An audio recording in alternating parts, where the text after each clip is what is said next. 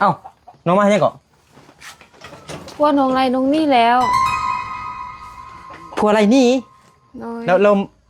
มาเฮือนอายเห็นยัง สิมาข้ออยู่น้ำไอ มาคอยอยู่น้ำไม้ เลย เนาะ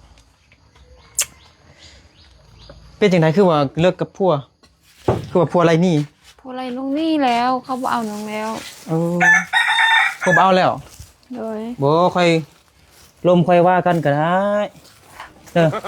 เดี๋ยวไอสิคุยไอสิลมกับพ่อน้องก็ได้ ไอมีมุ้งบ่ บ่มี ไอมีผ้าห่มบ่ ผ้าห่มกับบ่มี ไอมีม่อนบ่ มีอยู่ผ้าห่มมีอยู่นี่ไอดีต้นน้องซื้อไอจักยักเอาผ้าห่มเอาหมอนให้น้องเด้อ ห่มมากว่ะไอ เมื่อวานนี้ไอ้กับเฮงมานอนอยู่นี่มาซีโตฮะ มักบ่ ว่าก็ได้ติไอ ฮะมาไอ้นอนเอาผ้าห่มเนี่ยห่มทุกคืนเลย น้องเป็น วันนี้น้องมา ว่ะ ไอ้กับ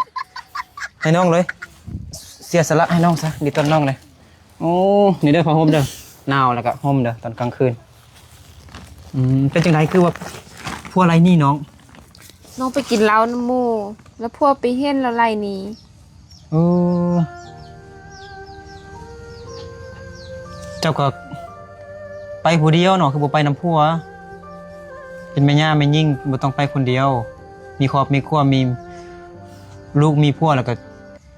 อยู่เฮือนเวลาออกไปนอกก็ไปนำผัวไปทางครอบครัวก็ได้เด้อ น้องนอนน้ำไอได้บ่ บ่ได้แล้วอ้ายมีลูกมีเมียแล้ว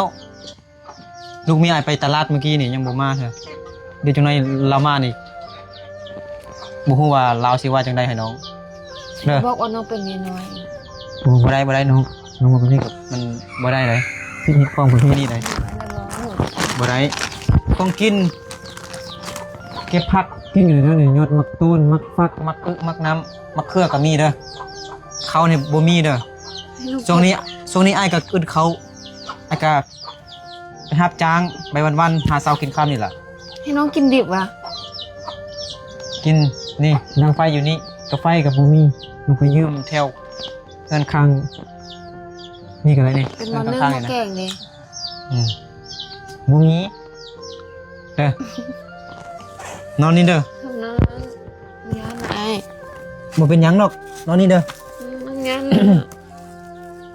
เดี๋ยวมื้ออื่นอาสิมาเบิ่งเนาะอาสิทำ งานไหน บ่นอนนี่แหละนอนเลย